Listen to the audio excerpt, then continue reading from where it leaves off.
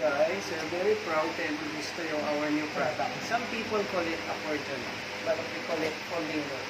Why? Kasi naka-fold siya, kaya folding door. Actually, kapag umorder po kayo sa amin ng Accordion, ganito po namin siya ibibigay sa inyo. Tingnan niyo po. Kompleto na po yung kanyang parts. Okay, ganito po yun mga kaibigan. Ipapasok po natin yung top rail sa atin pong ruler. Ayan. So, unti-unti po natin pinapasok yung top rail sa ruler. So, once na napasok na po yung mga ruler sa top rail, tulad ng nakikita niyo po sa camera, syempre, itatayo po muna natin siya. So, tuloy lang sa pagpasok. And then, ilalagay na po natin siya sa ceiling kung saan sinukat nyo na po yan, syempre.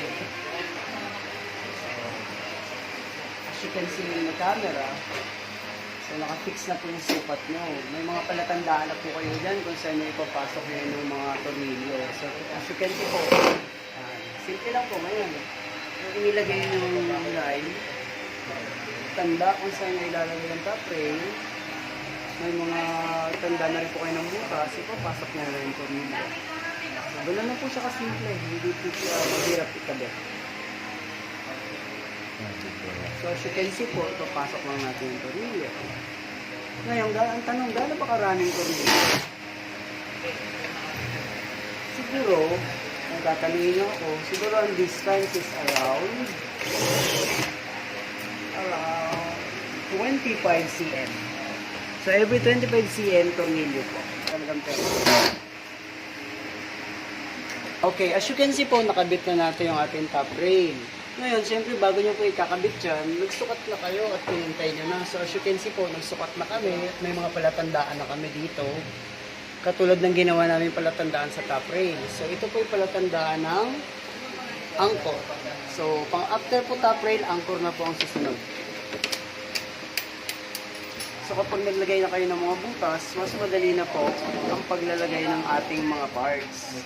So as you can see, so inauna po natin dito sa baba, nilagyan natin ng tornilyo yung ating anchor strip. So tulad po ng sinabi ko kanina, kailangan meron na po tayong mga butas bago natin idikit yung ating mga parts. Sa ganun po, mas madali na po ilalagay ng ating mga tornilyo. So actually, some people think na masyadong mahirap. But as you can see, napakadali lang po ng pag-i-install ng ating accordion. So ayan, okay na po. Ngayon, tanong, sir, gano'n na naman layo ang pagitan ng bawat screw? So tingnan nyo po. Sa case namin, ang pagitan namin is at least 1 foot. 1 foot away sa bawat isa.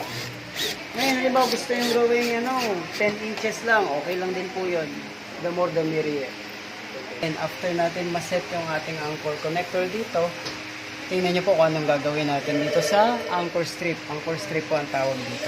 Tingnan nyo po, yung anchor connector mula sa taas, pinipress hanggang baba sa anchor strip. Ayan. Ngayon, ba't kailangan ganon? Kasi po, kapag sinabay-sabay nyo, may possibility na mabasag yung anchor connector at anchor strip. So, yun po yung logic behind. Ayan po. Ano po kasi ito? Since okay na doon, pasok po tayo. So, ito po yung ating tinatawag na closure strip. So, as usual, tulad ng sinabi namin, dapat may free line na kayo doon para magiging na lang yung pag-install. So, once may free line na kayo, ito na lang dito. Kasi nandito kayo, pasok na yung ating screw. So, as you can see po, ipapasok na yung ating screw. Ngayon, ano bang distance between screws? So, usually po 1 foot. Ngayon, kung gusto nyong 10 inches, okay lang din po. Eh, gusto ko medyo 2 feet na. Naku sir, pangit na po yun, baka hindi na matibay. So, mas maganda po 1 foot away yung mga screws.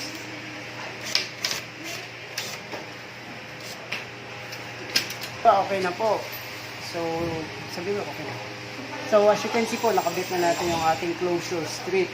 So, pag binigay po namin sa inyo yung closure strip, basically po may nakakabit na ditong magnet. So, ito po, magnetic box. Nakaganyan na po yan.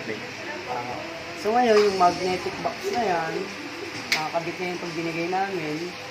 At pag nilapit natin dito, pansinin nyo po, meron dito yung magnet din. So just in case na nilapit nyo po yan, ito, at saka po itong isa, kailangan magdidikit sila. So ayan, so dapat po pantayan. Ayan. Okay na po.